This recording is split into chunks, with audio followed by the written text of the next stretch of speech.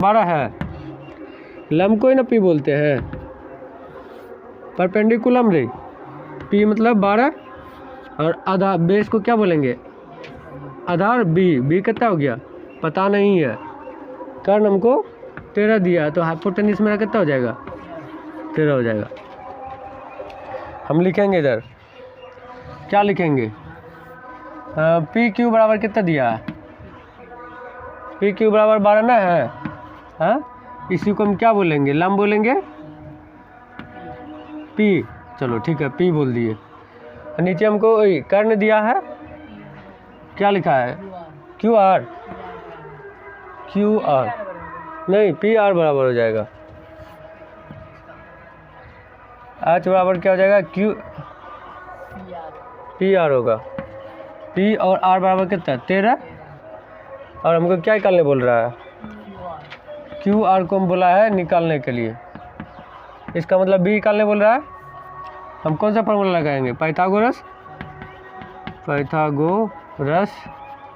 प्रमेय ये लगाएंगे। देखो इसका क्या होता है बी बराबर क्या होता है फार्मूला आधार बराबर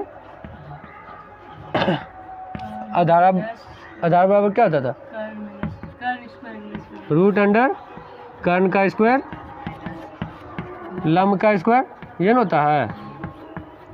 देखो आधार हमको कितना दिया बेस का मान को नहीं है दिया, कर्ण कितना दिया एच का मान कितना दिया 13 दिया, एच मतलब कर्ण है ना, इसको लिख देते हैं एक बार बी लिख देते हैं, इसको क्या लिख देंगे एच का स्क्वायर, इसको लिख देंगे पी का स्क्वायर माइनस होगा।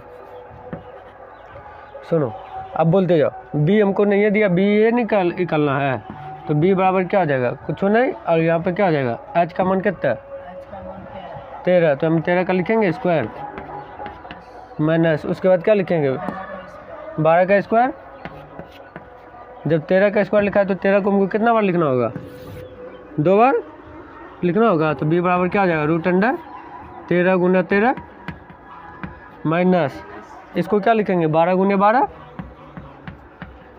ये 13 का कितना हो जाएगा 169, 13 गुना 13 करेगा तो 169, 12 गुना 12 करेगा तो 144, और जब इसको घटाएगा तो कितना होगा b बराबर 25 हो जाएगा, कितना होगा ये किसका स्क्वायर होता है 5 का, तो ये क्या हो जाएगा 5 गुने 5, इसका मतलब b का मान कितना आया 5।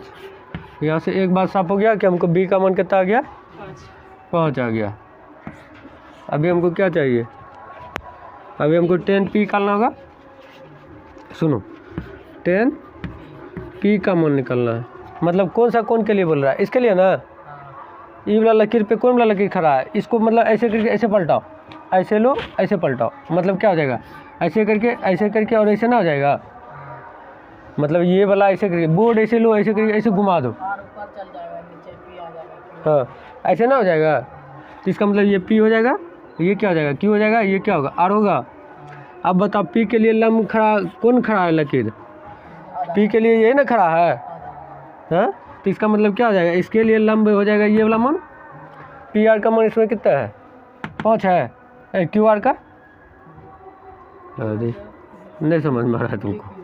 सुनो सुन इसको जब पलटाएंगे तो ऐसे बनेगा, ये बात से सहमत है, हाँ ये क्या होगा पी होगा, इसको ऐसे पलटान रहे, ये क्यू होगा और ये आर होगा।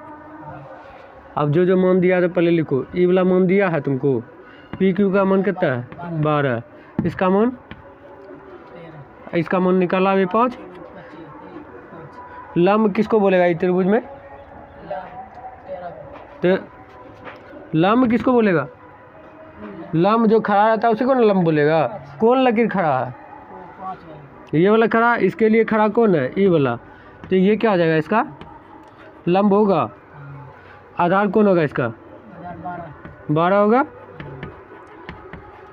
इसी को क्या बोला जाता है परपेंडिकुलम, इसको किससे सूचित किया जाता है पी से, आधार को बेस, इसको किससे सूचित किया जाता है बी से, इसको बोला जाता है हाइपोटेनियस, कर्ण को क्या बोला जाता है हाइपोटेनियस, इसको किससे सूचित करेगा अच्छे से।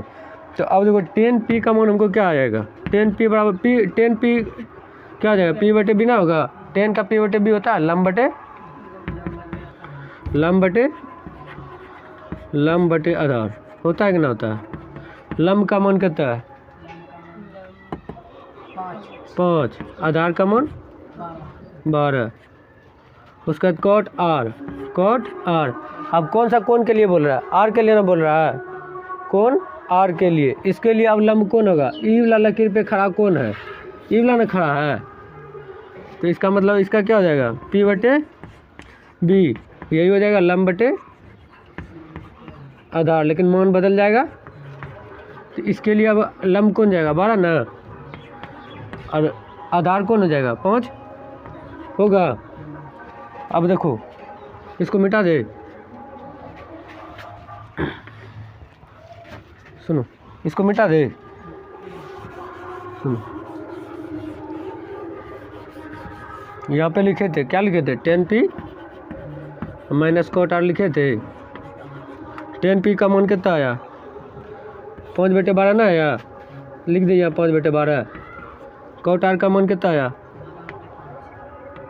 12 बटे 5। गड़बड़ हो गया कि